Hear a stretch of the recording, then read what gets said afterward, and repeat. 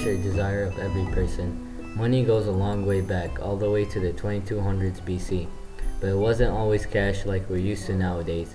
People back then didn't even have a certain form of money. They just exchanged goods in a system called bartering. This system evolved into a method of using actual money. With this, early money was in the form of shells, beads, and even furs.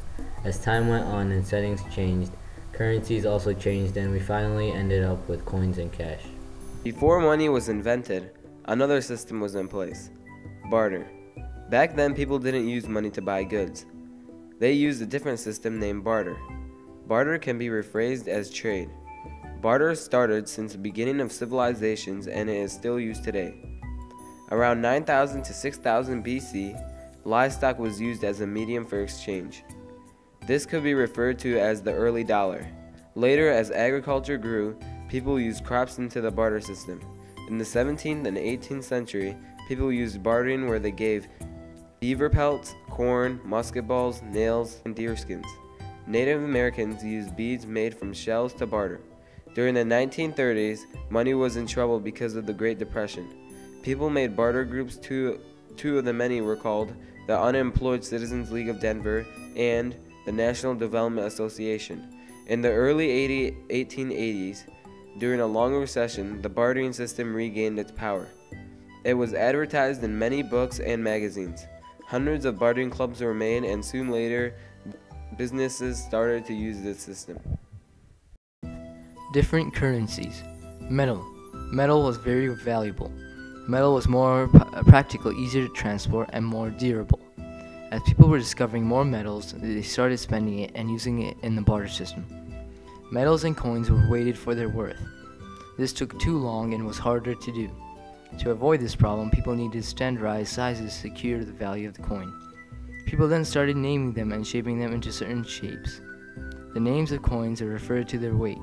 Some examples are lira, ruble, drachma, mark, and pound.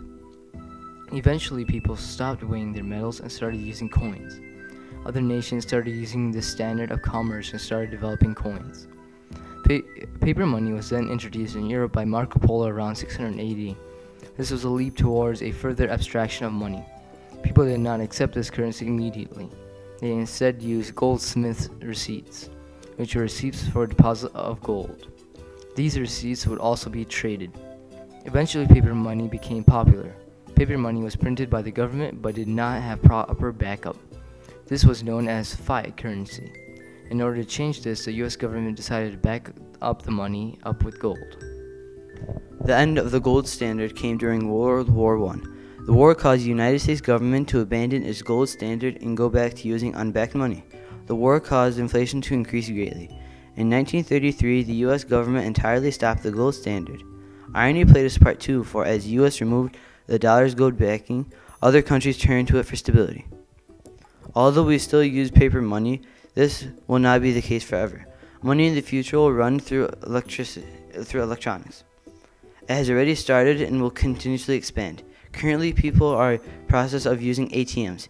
E-money is also used through direct deposits and the electrical fund transfer. While e-money is trending, the leading trend in most countries is toward different financial modes, stocks.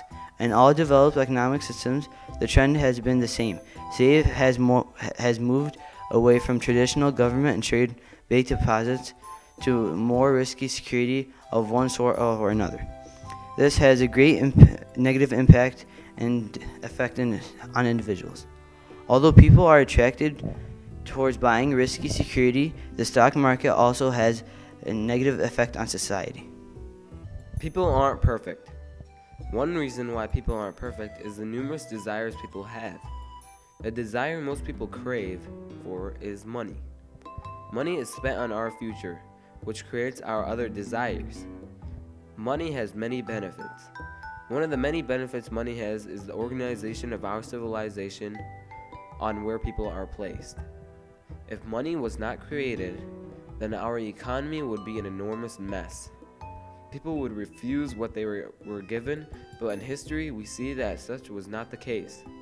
As time went on and different monetary systems were put in place, people reacted differently, and both their long-term and short-term reactions were optimistic towards the systems. Money impacted society greatly and created a vision of our future.